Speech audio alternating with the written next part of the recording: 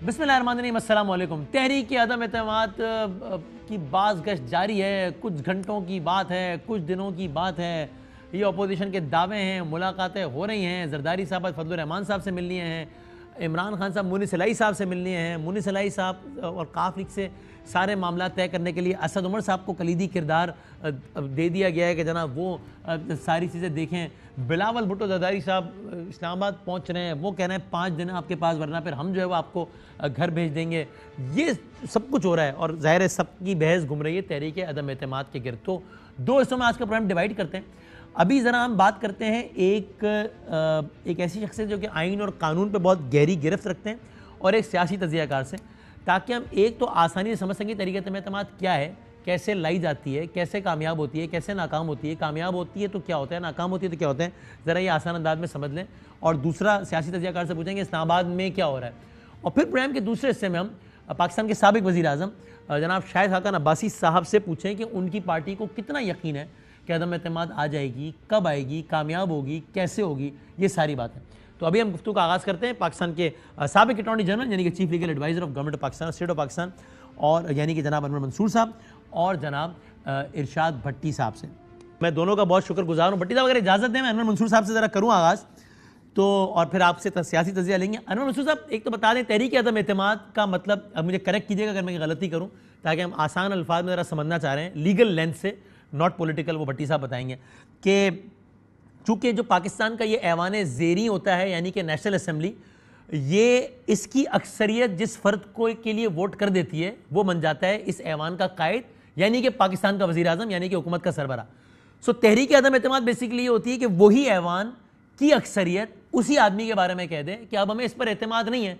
जब उस पर एतमाद नहीं होगा उस ऐवान को, तो फिर यकीनन वो आदमी कायदे ऐवान नहीं रह सकेगा, यानी कि वज़ीर आज़म नहीं रह सकेगा। अगर ये ठीक है तो तहरीक अदम एतमाद अगर अपोजिशन ने लानी है जो कि दावे कर रही है, तो उसका सबसे पहला मरहला क्या होता है? अपोजिशन क्या करेगी कायदे ऐवान के लिए के खिलाफ तहरीक अदम एतमाद लाने के लिए पहला कदम क्या करेगी? बिस्मिल्लाहिर्रहमानिर्रहीम। वसीम बादामी साहब, बहुत इम्पोर्टेंट इशू है। और जैसे कि अभी आपने कहा कि ये नेशनल असेंबली जो है, हाँ, ये इलेक्ट करती है प्राइम मिनिस्टर को, सही, यही इलेक्ट करती है और यही रिमूव कर सकती है प्राइम मिनिस्टर को। और इसका बड़ा वाजे जो तरीका दिया हुआ है, हाँ, वो यही है कि 20% ऑफ द हाउस एक वो लेकर आए, दरखास्त लेकर आए और स्पीकर को देंगे कि हम समझते हैं कि ये इनको रिमूव कर देना चाहिए और इनके खिलाफ हम अदम एतमाद का वोट हमारे पास पूरा है और हम ये पेश किया जा रहा है और नेशनल असेंबली के सामने इसको पेश किया जाए। ठीक है, यानी इस वक्त ऐवान 342 का है, एक रुकन का इंतकाल हुआ है, शायद वहां पर दोबारा इलेक्शन नहीं हुआ, हंगू की है। इस वक्त 341 का है। 341 का 20% पहला काम यह करे कि नेशनल असेंबली में जाके जमा करा दे स्पीकर के पास। अब स्पीकर क्या करेगा अगला काम जब उसको दरखास्त जमा हो जाएगी? फिर जैसे स्पीकर के पास आती है वो सब मेंबरान को नोटिस देगा और उसके नोटिस देने के बाद वो कॉल करेगा असेंबली को, और असेंबली जो है विद इन 3 days कॉल करे, अप टू 7 days, 3 से 7 दिन का है पीरियड, वो कॉल करके और वो अदम एतमाद का जो वोट है वो लेगा अपने असेंबली के अंदर। उसका एक पूरा एक तरीका। अच्छा, उससे पहले क्या अनवर मंसूर साहब, यानी आपने कहा कि वो अराकीन को नोटिस जारी करेगा, यानी ऐसा भी कोई मरहला होता है कि स्पीकर तस्दीक के लिए अगर चाहे तो बुला सकता है कि भाई वसीम बादामी साहब आपके नाम से तहरीक अदम एतमाद में दस्तखत है, आपने क्या ही है दस्तखत या नहीं?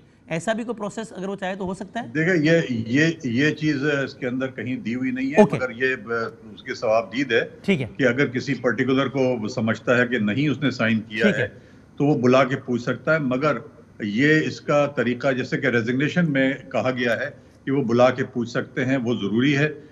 यहाँ पर इस किस्म की कोई चीज कही नहीं है, मगर फिर भी ये स्पीकर का वो है जवाबदीद है कि वो किसी को, अगर ये नहीं कि पूरे 20% को बुला के पूछ रहा है, अगर किसी पे शक है तो वो बुला के पूछ सकता है कि उन्होंने किया। मैंने इसलिए पूछा कि अगर वो चाहे तो, जाहिर इस तरह की चीजों में पॉलिटिक्स आ जाती है और टाइम का फैक्टर बड़ा इंपॉर्टेंट होता है, तो इस तरह टाइम गेन किया तो जा सकता है, यानी कि जी मुझे फला मेंबर का नहीं मालूम कि वो उसकी का दस्तखत है, यानी वो ये काम कर सकता है अगर चाहे तो। आप कह रहे हैं पाबंद नहीं है, चाहे तो उन्होंने 3 दिन से 7 दिन का पीरियड दिया है, सही, तो वो मकसद यही है इसका कि अगर कोई वो हो जिसमें कि उसको शक हो तो वो जरूर चेक कर सकता है, मगर ये है कि यूजुअली ये अभी तक हमने देखा नहीं है कभी इस किस्म की चीज हुई हो। ठीक है, ओके।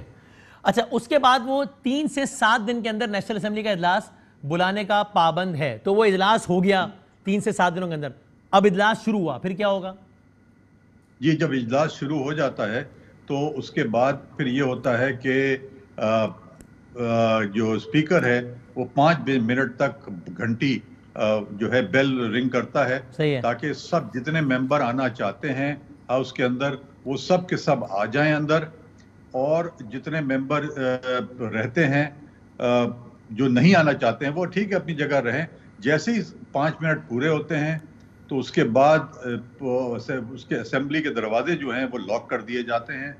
लॉक करने के बाद वो रेजोल्यूशन पुट अप करते हैं, और रेजोल्यूशन में जो फेवर में वोट करना चाहता है वो एक गेट दरवाजे से निकलता है, और जो नहीं करना चाहता है वो दूसरे से निकलते हैं, और उसके बाद काउंटिंग हो जाती है। उसका एक तरीका है कि जैसे ही वो निकल रहे होते हैं तो उनका नाम वेरीफाई किया जाता है। सही है। फिर नाम वेरीफाई करने के बाद उसको कॉल किया जाता है, ठीक है, कि ये नाम है जो बाहर जा रहे हैं। तो वो नाम जैसे ही कॉल किए जाते हैं वो काउंट होते चले जाता है। जब काउंटिंग कंप्लीट हो जाती है फिर रिंग करते हैं, सब मेंबरान दोबारा वापस आ जाते हैं और फिर स्पीकर रिजल्ट अनाउंस करता है। ठीक है। अब जाहिर है रिजल्ट इन दो में से एक होगा कि अगर ऑपोजिशन ने तरीके से जमा करेगी तो स्पीकर बताएगा कि जनाब टोटल नंबर, क्योंकि आपने कहा कि 50% ऑफ द हाउस चाहिए होता है, यानी कि 342 डिवाइडेड बाय 2 + 1 172 का जो मैजिकल नंबर है। सो खैर, इस एक्टिविटी के बाद स्पीकर बता देगा कि जनाब फॉर एग्जाम्पल 170 वोट मिले हैं, यानी कि तरीके से नाकाम हो गई है, या 174 मिल गए यानी कि कामयाब हो गई है। इन दो में से कोई एक नतीजा अनाउंस कर देगा स्पीकर उसी वक्त। जी, उसके बाद फिर वो नोटिफाई कर देगा टू द प्रेसिडेंट इमीडिएटली। अगर फेवर में होती है कि वो अगर अदम एतमाद जो है वो थ्रू होती है तो उस सूरत में वो प्रेसिडेंट को इन्फॉर्म कर देंगे। अगर थ्रू नहीं होती है तो फिर the house continues as it is. और अगर तरीके से नाकाम हो जाती है तो फिर ऐसा भी कुछ है कि फिर ऑपोजिशन अगले गालिबन 6 माह तक दोबारा तरीके नहीं ला सकती, ऐसा भी है? जी हाँ, बिल्कुल 6 महीने तक फिर वो अदम एतमाद का वोट के लिए दोबारा नहीं आ सकते। कामयाब होती है तो कौन किसको लिखेगा कि अब ये कायदे ऐवान का एतमाद खो चुका है, इसलिए ये अपनी प्रेसिडेंट को लिखेंगे। प्रेसिडेंट को स्पीकर इन्फॉर्म करेगा कि ये अदम एतमाद का जो वोट है वो कामयाब हो गया है और the prime minister is no more there. फिर उसका एक नया बाब शुरू होता है कि दोबारा एक नए प्राइम मिनिस्टर को इलेक्ट करने का जो होता है वो। उसके लिए भी कोई टाइम पीरियड है कि फिर चूंकि जाहिर है मुल्क हुकूमत का एक सरबरा हो तो होना है, कायद का एक ऐवान तो होना है, यानी ऐवान का एक कायद तो होना है, कितने इमीडिएटली होता है कहते ये हैं। अच्छा, इसमें कोई स्पेसिफिक टाइम तो नहीं दिया हुआ, मगर immediately on the house coming into play, because बिल्कुल वही प्रोसीजर होता है कि जब हाउस दोबारा बनता है, जैसे इलेक्शन होता है और नया वजीर आज़म आ रहा होता है, तो वही इलेक्शन जिस तरह से होता है वही होगा। और उसमें अगर किसी भी वज़ीर आज़म के खिलाफ अदम एतमाद की तहरीक कामयाब हो जाती है तो वो फिर उसी लम्हे वो वज़ीर आज़म नहीं रहता, या अगले वज़ीर आज़म के आने तक वो लीगली रहता है वज़ीर आज़म पाकिस्तान का? टेक्निकली उसी लम्हे ख़त्म हो जाता है मामला। हाँ जी, ठीक है। इसमें कुछ ज़रा और भी सवाल हैं, मैं आपसे आपकी तरफ आता हूँ। मैं ज़रा एक पॉलिटिकल ज़रा एंगल से भट्टी साहब से पूछ लूँ। भट्टी साहब, ये तो हम ज़रा अनवर साहब से सुन रहे हैं और ज़रा कुछ और भी सवाल हैं वो पूछूंगा मैं उसको आसानी समझने के लिए, लेकिन इस्लामाबाद में क्या सुनमुन है हुजूर, बताइए। मतलब मेरी तो राय ज़रा इससे मुख्तलिफ है, लेकिन मैं इस्लामाबाद में जिससे बात कर रहा हूँ कि 70-80% लोग कह रहे हैं भाईजान अब ये तो हुआ ही हुआ, ये तो काम हो गया बस। आपको क्या खबर या क्या तज्जिया है आपका भट्टी साहब? पहली बात तो ये भाईजान के वो वज़ीर आज़म जो अपने वज़रा को कहते थे घबराना नहीं है, जो अपोजिशन को कहते हैं घबराना नहीं है, जो कौम को कहते हैं घबराना नहीं है, वो वज़ीर आज़म अब थोड़े थोड़े घबराए हुए हैं। अच्छा। और हुकूमत थोड़ी सी ज़्यादा घबराई हुई है। अच्छा। और जो जैसे काफ लीग की तरफ, जैसे मुन्ने सलाई से मुलाकात, जैसे MQM से मुलाकातें, जैसे बाप के साथ, जैसे वगैरह वगैरह। लेकिन मैं अभी भी जी बाप पार्टी की बात कर रहा हूँ। बाप पार्टी को शायद एक आध वजारत और भी मिल जाए और कोई इस तरह के फार्मूले चल रहे हैं। ठीक है। लेकिन मैं और आप पहले दिन से मैं आपके साथ और आप मेरे साथ हैं कि ये तरीके अदम एतमाद अभी तक इस वक्त इस घड़ी तक अपोजिशन के पास नंबर पूरे नहीं हैं। ये सारी बड़के हैं, सारे बुलबुले हैं। आप इसके 2-3 बयानात, नंबर 1 मौलाना साहब ने कहा अगले 48 घंटे में तरीके अदम एतमाद आ सकती है और हमारे पास नंबर पूरे नहीं है, ज्यादा हैं। 2-4 लोगों ने कहा ज्यादा हैं। बिलावल भुट्टो साहब ने कहा कि असेंबलियां तोड़ दो वरना 5 दिन बाद जब हम पहुंचेंगे तो हमारे नंबर पूरे हो चुके होंगे। शहबाज शरीफ साहब ने कहा कि मेरी दुआ है कि इमरान खान साहब ने जो कीमतें कम की हैं अगले बजट तक ये कीमतें ना बढ़ाएं। तो अब आप तीनों को इन बयानात को देख लीजिए। बाकी ये एक ऊपर की बात है कि फलां ने, नवाज शरीफ साहब ने ग्रीन सिग्नल दे दिया तो फलां ने रेड सिग्नल दे दिया तो फलां येलो सिग्नल पे रुका हुआ है। अदरवाइज अपोजिशन अभी तक इस पर भी मुत्तफिक नहीं है। अच्छा भट्टी साहब, अगर ये ऐसा है जैसा कि आप कह रहे हैं और मेरी भी राय आपकी राय से करीब है, आपने सर कहा हम अलग अलग टॉक शोज में अपनी ये राय देते रहे, तो फिर ये इतने शोर शराबे की क्या वजह है? यानी कि चौधरियों के घर पे जो है वो शहबाज शरीफ साहब जा रहे हैं और जनाब जरदारी साहब चौधरियों से मिल रहे हैं, MQM यानी ये सब क्यों है? ये सब तो पहले नहीं हुआ, ये सब क्यों है भाईजान? उसकी 2-3 वजह हैं। एक वजह तो थी गवर्नेंस परफॉर्मेंस मिसमैनेजमेंट, दूसरी वजह थी नैब की तकर्रियाँ जो नई हुई और जो केसेस लगने वाले थे, तीसरी वजह है रेलिवेंट रहने की बातें। अब अपोजिशन और क्या करे? अच्छा, मौलाना क्या करें? फॉर एग्जांपल लॉन्ग मार्च ना करें, धरने ना दें, यानी आप इस मुल्क की सियासत का DNA कितना खराब है आप इससे अंदाजा लगाएं कि सिंध तबाह करके बिलावल भुट्टो साहब पाकिस्तान बचाने निकले हुए हैं और ये पाकिस्तान तबाह करके सिंध बचाने निकले हुए हैं। और चौधरी बिरादरान अल्हम्दुलिल्लाह जो नवाज शरीफ साहब कहा करते थे कि 2 धड़ों को तो मैं बिल्कुल नहीं लूंगा। एक बंदा है जिसका नाम शेख रशीद है, उसने ज़बानी कलामी नुकसान पहुंचाया और चौधरियों ने मेरी पार्टी तोड़ी, मैं तो इनको कभी नहीं लूंगा। अब उनके घर चौधरी शहबाज शरीफ साहब पहुंच गए। फिर दूसरी बात है MQM के साथ खड़े होना शहबाज शरीफ साहब का। यानी मैं सोचता हूं कि हमारी इखलाकी, मान लिया सियासत 2+2 का नाम है, इक्तदार का नाम है, लेकिन सियासत ऑनर के लिए की जाती है, इज्जत के लिए की जाती है, इखलाकियात असूल मंतक पे की जाती है। और फिर आपके ख्याल में ये सारी मेल मुलाकातें, ये ऑप्टिक्स हैं, ये वक्त गुजारी है, ये पॉलिटिकल माइलेज गेन करना है, इसका मतलब तहरीक अदम एतमाद नहीं? मैं आपकी तो दोबारा आता हूं भट्टी, दोबारा आता हूं। अच्छा, ये 2 जुमले वसीम बदामी साहब, 2 जुमले, ये नव्स गेम है और ब्लफ गेम है। जिसका ब्लफ चल गया इस वक्त बड़ा बैलेंस है, यानी कोई भी अनहोनी हो सकती है, किसी तरफ भी पलका भारी हो सकता है, लेकिन इस वक्त तक हुकूमत कंफर्टेबल है। राइट, ओके, ठीक है सर। एक तो ये बताइएगा अनवर मंसूर साहब कि जब ऑपोजिशन ने तहरीक अदम एतमाद जमा करानी होती है तो ये कोई लीगल रिक्वायरमेंट तो नहीं है ना, यह है कि उनको मुतबादिल कायदे ऐवान का नाम भी देना होता है तहरीक की कामयाबी की सूरत में, कि वो कौन होगा? नहीं, ये कोई जरूरत नहीं है। सही है। ये तो नाम तो पॉलिटिकल पार्टी कंटेस्ट, जैसे कि आपको जब नई आती है असेंबली तो जो खड़ा होना चाहते हैं वो खड़े हो सकते हैं। पार्टियां जाहिर है फिर नॉमिनेट उनको करती हैं और किसको नॉमिनेट किया जाता है वो अपने उनके पॉलिटिकल वो होता है। यानी तहरीक अदम एतमाद की कामयाबी की सूरत में नए कायदे ऐवान का, नए वज़ीर आज़म का इंतखाब बिल्कुल वैसे ही होगा जैसे कि कल इलेक्शन हुआ है और उसके 20 दिन के बाद इजलास हुआ है तो नया वज़ीर आज़म चुनना है मुल्क में, बिल्कुल वैसे ही होगा ना?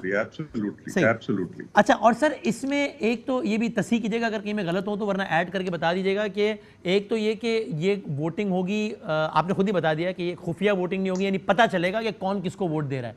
अब अगर इसमें कोई फर्द अपनी पार्टी पॉलिसी के खिलाफ वोट देता है तो आईन पाकिस्तान उस पार्टी को ये राइट देता है ना कि वो उस पार्टी को, उस मेंबर को डी-सीट कर दे, यानी कि कायदे ऐवान कस्टोडियन ऑफ द हाउस यानी कि स्पीकर को लिखे कि ये आदमी पार्टी पॉलिसी की खिलाफ वर्जी का मुर्तकिब हुआ है, इसको निकालें पार्टी से। ये हो सकता है? जी हाँ, चंद ऐसे जगहें हैं जहां पर जैसे आर्टिकल 64 है प्रॉब्ली, जिसके अंदर उन्होंने कहा हुआ है कि बजट में खिलाफ वोट करें। सिमिलरली इलेक्शन के लिए election of the prime minister के लिए खिलाफ करें, तो उस सूरत में बिल्कुल लिखा जाता, पार्टी लिख सकती है कि उनको डी-सीट कर दें और वो फिर हो जाता है। सही है। तो यानी ये मैंने इसलिए सवाल पूछा कि जाहिर है नून लीग का ये दावा है ना अपोजिशन का कि PTI के लोग भी हमें वोट देंगे, तो अगर वो वोट देंगे तो PTI का कोई बंदा इस मामले में अपोजिशन की तहरीक अदम एतमाद की फेवर में वोट देता है तो अपनी नशिस्त खो सकता है। ये नशिस्त खोने का जो प्रोसेस होता है ये कोई लंबा चौड़ा प्रोसेस है। चूंकि हमने अपोजिशन के लोगों से पूछा, हमने ऑन रिकॉर्ड भी ऑफ द रिकॉर्ड भी,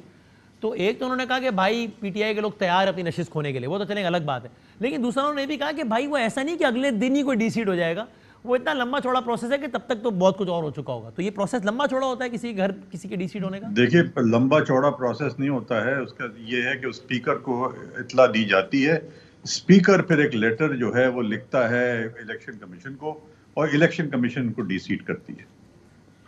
अच्छा, ओके। और सर, ये कल के प्रोग्राम में ये बात हो रही थी कि इस पर एक डिबेट थी, अब आप इस पर अपना लीगल ओपिनियन दे दीजिए कि एक फर्द की हमारे कल के प्रोग्राम में राय थी कि स्पीकर ये भी कह सकता है उसी वक्त तहरीक अदम एतमाद के दौरान कि अगर मसलन किसी पीटीआई के बंदे ने नून लीग को वोट दिया और लीडर ऑफ द हाउस ने कहा है स्पीकर से कि सर ये देखें पार्टी खिलाफ वर्जी का मुर्तकिब हुआ है, तो स्पीकर ये कह सकता है कि चूंकि आप पार्टी खिलाफ वर्जी के मुर्तकिब हुए हैं और आपने हतमन डी-सीट हो जाना इसके नतीजे में, तो आपका ये वोट काउंट ही नहीं हुआ, it is as good as you have not voted for that. और एक ग्रुप की राय थी कि नहीं, एक फर्द की राय थी ऐसा नहीं है, वो बंदा डी-सीट तो हो सकता है लेकिन उस लम्हे के लिए उसका वोट काउंट हो जाएगा। एब्सोल्युटली सही कह रहे हैं कि अगर वो वोट कर रहा है दूसरी तरफ से, तो देखिए ना, उसका बड़ा लॉजिकल वो है कि उस वक्त जब वोट कर रहा है वो मेंबर है, हाँ, डी-सीट करने के लिए पार्टी को लिखना पड़ेगा, पार्टी चाहे तो ना भी लिखे। हाँ, सही है। तो इसका ये थोड़ी मतलब है कि उसने अगर वोट कर दिया तो ऑटोमेटिकली वो नहीं हट जाता। सही है। उसके लिए पार्टी को लिखना पड़ता है, और पार्टी लिखेगी, उसके बाद वो एक्शन शुरू होगा। बिल्कुल सही है, ठीक हो गया। अच्छा भट्टी साहब, ये बता दें, ये खान साहब मुनीस इलाही साहब से मिलने आए, और हम में से कौन नहीं जानता कि मुनीस इलाही साहब को सिर्फ वजीर बनाने पे कितनी रेजिस्टेंस थी। खुद खान साहब क्यों कहते थे कि मैं वजीर क्यों नहीं बनाऊंगा, उनसे मिल लिए हैं, वहाँ जरदारी साहब और फजलुर रहमान साहब मिल लिए हैं। तो बस ये सारे का सारा बस वही है, मतलब यानी खान साहब का यहाँ जाना, जरदारी साहब का वहाँ जाना। थोड़े अरसे पहले तक मौलाना साहब क्या कह रहे थे जरदारी साहब को, जरदारी साहब क्या कह रहे थे मौलाना साहब को, खान साहब क्या कह रहे थे मुनीस साहब को, ये आज सब हो रहा है। देखिए, इस सारे पे डिस्कस करने से पहले मेरे प्यारे मौलाना साहब को आप कुछ ना कहें प्लीज़, ये मेरा दिल दुखता है उनको कुछ कहने के लिए। अच्छा। आप कुछ कहते हैं ना, उसकी वजह यह है कि मेरे प्यारे मौलाना साहब वाहिद 3.5 पौने 4 सालों में वाहिद बंदे हैं जिन्होंने एफर्ट की है। हाँ। तमाम तर हारों, शिकस्तों और तमाम तर चीटिंग के बावजूद वो डटे रहे हैं। ये अलहदा बात है कि एक उन्होंने लॉन्ग मार्च किया, धरना दिया, फिर बकौल उनके ही कहीं दुआए खैर हुई और वो प्लान ABCDFGH बनाकर निकल गए। लेकिन इसके बावजूद वाहिद बंदे हैं, जैसे वो मैं अक्सर मेरा ये मानना है कि पनामा लीक्स के पीछे अगर इमरान खान ना होता तो ये मुर्दा घोड़ा था। फिर ख्वाजा आसफ ठीक कहते थे कि ये भूल जाएंगे और इन्हीं चक्रों में पड़ जाना था। अगर इस अपोजिशन में मौलाना साहब ना होते तो इस अपोजिशन ने भी तितर बितर ही हो जाना था, कुछ नहीं होना था। दूसरी बात यह है कि आप मौलाना साहब, अचकजई और ANP का कोई चीज कॉमन देखते हैं कि कोई चीज कॉमन है इनमें? सारी उम्र इनकी सियासत देखी है। पीपल्स पार्टी नून लीग में कोई चीज कॉमन है? और इमरान खान साहब के साथ जो इत्तेहादी हैं या जो उनको अब सहारा दे के खड़े हैं, उनमें कोई कॉमन चीज है? फिर सबसे सियासत का बड़ा अलमिया देखें कि जो जिस पे मैं कहता हूं कि सियासत का DNA खराब है कि कल जहांगीर चीनी चोर था और इमरान खान की ATM था। और जब इलाज के लिए गए तो ये अपोजिशन कहती थी भगा दिया ना अपने ATM को, हमें पकड़ रहे हैं और उनको भगा दिया। अब वो जब खुफिया मुलाकातें और अपोजिशन के लिए वो मसीहा साबित होने के करीब पहुंच रहे हैं, तो अब क्या हो गया? शहबाज शरीफ साहब ने फूलों का गुलदस्ता भेजा है, सेहत की दुआएं हो रही हैं बाजमात। और दूसरी बात यह है कि जहांगीर तरीन ग्रुप किया जा रहा है और अब वो उनके ठीक हो गए। तो ये DNA खराब है। फिर मैं वही सवाल एक आपके पास छोड़े जा रहा हूं, आपका वक्त खत्म हो रहा होगा, कि क्या अदम एतमाद के बाद, क्या लॉन्ग मार्च के बाद हम गरीबों के हालात बदलेंगे कि ये फिर से वहीं से फिल्म शुरू होगी? मिजाइया फिल्म के पिछलों ने खराब कर दिया, तबाही फेर दी, और वही IMF, वही कर्जे, वही सूद, वही बहकावे झकावे और डरावे होंगे। तो ये खुदा के लिए, और ये इस हुकूमत को फारग करने के लिए वो निकले हुए हैं जिनको गिला है कि हमारी हुकूमतें वक्त से पहले फारग कर दी गई। सही है, मेक सेंस, बिल्कुल सही। अब जनाब इसको कंक्लूड करते हैं। आखिर में आप बता दिए मंसूर साहब, ये जो हमने कहा कि 172 वोट्स चाहिए तहरीक अदम एतमाद को, यानी कामयाब होने के लिए, अगर अपोजिशन ने करना है तो यानी ये इसलिए है कि इस हाउस की स्ट्रेंथ 342 है, या मिसाल के तौर पे अगर जिस दिन तहरीक अदम एतमाद है तो ये 51% of the number of the members present on that particular day, या ऑफ द हाउस अगर 200 लोग आए उस दिन तो उसमें से 101 वोट चाहिए, या नहीं उस दिन भी 172 वोट ही चाहिए? देखिए, अगर वो हाउस का होता प्रेजेंट तो उसमें लिखा हुआ होता प्रेजेंट एंड वोटिंग। सही है। उन्होंने कहा कि नंबर ऑफ द हाउस जब कहते हैं तो इसका मतलब यह है कि इट इज द हाउस। हाँ, तो इसका मतलब 172 का नंबर चाहिए। प्रेजेंट एंड वोटिंग नहीं है, प्रेजेंट एंड वोटिंग नहीं है। सही। अच्छा, तो इसमें बस मैं आखिर में एक दो छोटी बातें, मिसाल के तौर पे अगर उस दिन तहरीक इंसाफ के 15 मेंबर्स शो ही नहीं होते मिसाल के तौर पे, तो ये तहरीक अदम एतमाद पे ये फैक्टर पीटीआई के लोगों का ना आना, ये पीटीआई के खिलाफ नहीं जाएगा ना, इस वजह से कि तहरीक अदम एतमाद अपोजिशन लाई है, नंबर अपोजिशन ने पूरे करने हैं, तो हुकूमत का 100 बंदा भी उस दिन ना आए तो उनको फर्क नहीं पड़ेगा। ये ठीक कह रहा हूं मैं? हुकूमत का एक बंदा भी नहीं आया, मगर 172 वोट उनके आने चाहिए पूरे। हाँ, सही है, लेकिन ऑपोजिशन के अगर 15 लोग नहीं आए और वो 15 वोट कम हो गए तो ऑपोजिशन को बहुत फर्क पड़ जाएगा। जी हाँ, दैट इज राइट। सही है, तो इसमें ऑपोजिशन को मेक श्योर करना है कि उनके लोग आए वहां पे। ठीक sir, thank you very much, बहुत शुक्रिया जनाब अनवर मंसूर साहब, थैंक यू वेरी मच जनाब इरशाद भट्टी साहब।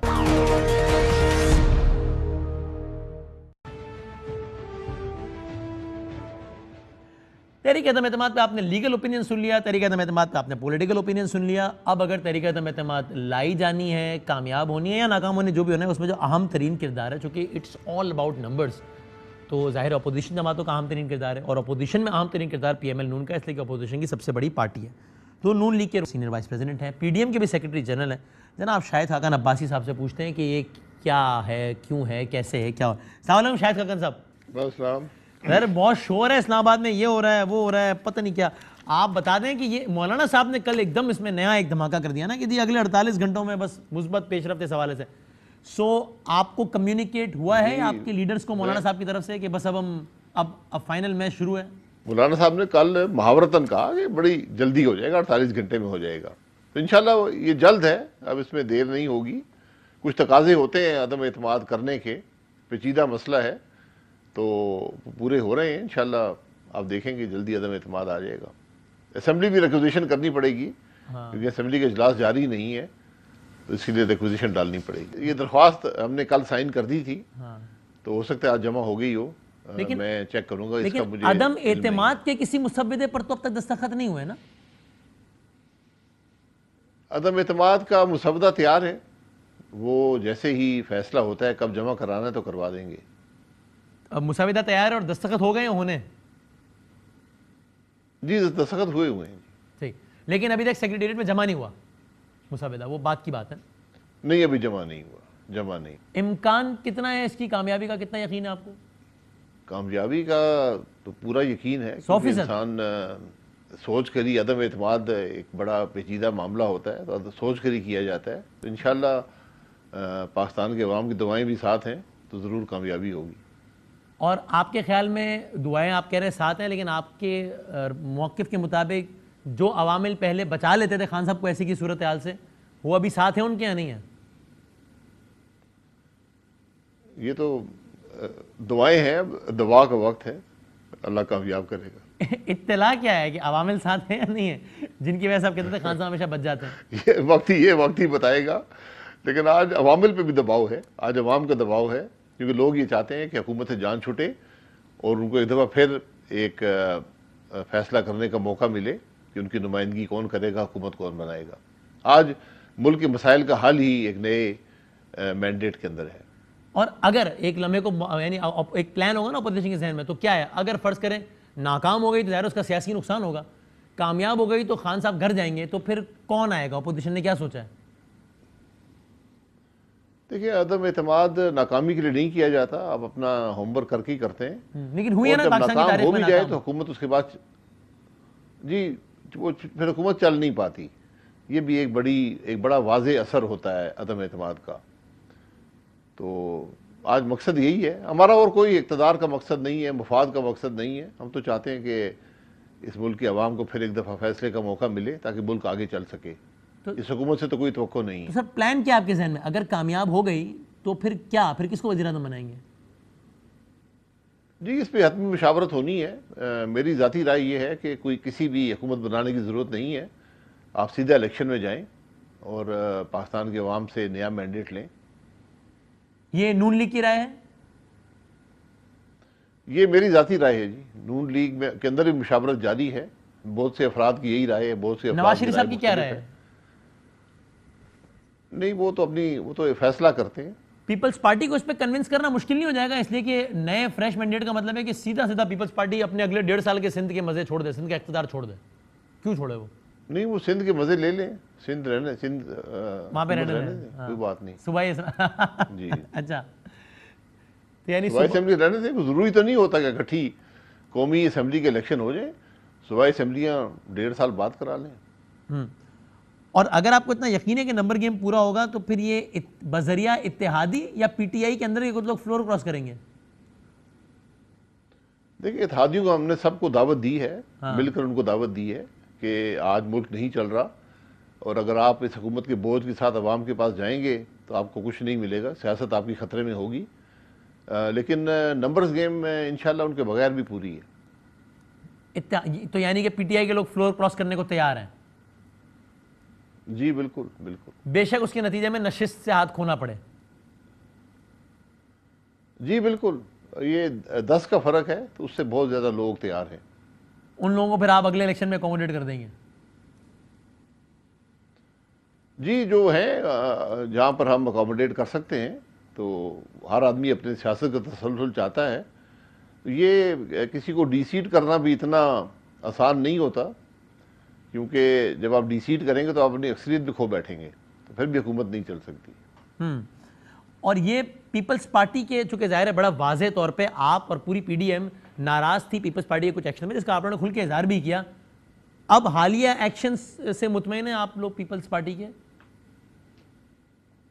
नहीं, हमें एक दूसरे से मुतमईन होने की ज़रूरत नहीं है। मकसद एक है और मकसद ये है कि आज अपोजिशन मुतफिक है अदम एतमाद पर, तो इसको पूरा इसको कामयाब किया जाए। आज सबका यही जिम्मेदारी है और सब इसको निभाएंगे। सर, यानी आप लोगों ने पहले डिस्ड फील किया था ना कि पीपल्स पार्टी ने डिच किया, राइटली और रॉन्गली, उस पर जाहिर है दोनों की अपनी अपनी ओपिनियन है। अभी आपको यकीन है कि ऐसा कुछ नहीं करेगी पीपल्स पार्टी? आखिरी वक्त जो कह रही है वो आखिरी तक साथ भी रहेगी? देखिए, डिस्ट की बात नहीं है, उन्होंने अपना एक फैसला किया, पीडीएम छोड़कर चले गए, हम उस फैसले का एहतराम करते हैं। अगर आज वो अदम एतमाद में साथ हैं तो मेरे ख्याल उसमें कोई दो राय नहीं है इस पार्टी के अंदर भी कि अदम एतमाद होना चाहिए। अगर जो पार्टी भी अदम एतमाद को नुकसान पहुंचाएगी उसको बड़ी सख्ती का सामना होगा अगले इलेक्शन में अवाम की तरफ से। और सर, तब आपको ये भी लगता था कि पीपल्स पार्टी एक नया मोहरा बनने जा रही है, बन रही है एस्टेब्लिशमेंट का, आज लगता है आपको ऐसा? देखिए, जो भी एस्टेब्लिशमेंट का मोहरा बना है नुकसान में गया है। पीपल्स पार्टी बनी आज एस्टेब्लिशमेंट का मोहरा बनने की कोशिश करे तो हमने तो किसी को या मुल्क को कामयाब होता नहीं देखा मोहरे बनने से। सियासी जमात अपनी राय रखती है, अपनी इंडिपेंडेंस रखती है, तो जो जमात अवाम का मैंडेट लेती है उसका रुख भी अवाम की तरफ ही होना चाहिए। ये आज मौजूदा हुकूमत की नाकामी सबसे बड़ी यही है कि वो अवाम के मैंडेट से नहीं आए थे। अहम तरीन खबरें अब एक क्लिक की दूरी पर, आपके पसंदीदा टॉक शोज हों या अहम मुल्की या गैर मुल्की शख्सियात की न्यूज कॉन्फ्रेंसेस, हर लम्हा बाखबर रहने के लिए सब्सक्राइब करें हमारा YouTube चैनल। मौसम की सूरत हाल हो या खेल के मैदान से खबरें, अपने मोबाइल फोन से मुल्की और बैनुल अक़वामी अहम खबरों तक रसाई के लिए डाउनलोड कीजिए मोबाइल ऐप। बावसूख ज़राए से मुसद्दिका खबरों, तज्ज़ियों और तबसरों से मुस्तफीद होने के लिए विजिट कीजिए पाकिस्तान की सबसे बड़ी न्यूज वेबसाइट www.arYnews.tv। इन सब के अलावा पाकिस्तान का सबसे बड़ा फेसबुक पेज हो, सबसे बड़ा न्यूज इंस्टाग्राम अकाउंट या फिर ट्विटर, ARY न्यूज पहुंचा रहा है खबरें सबसे पहले आप तक, ताकि आप रहें हर लम्हा बाखबर।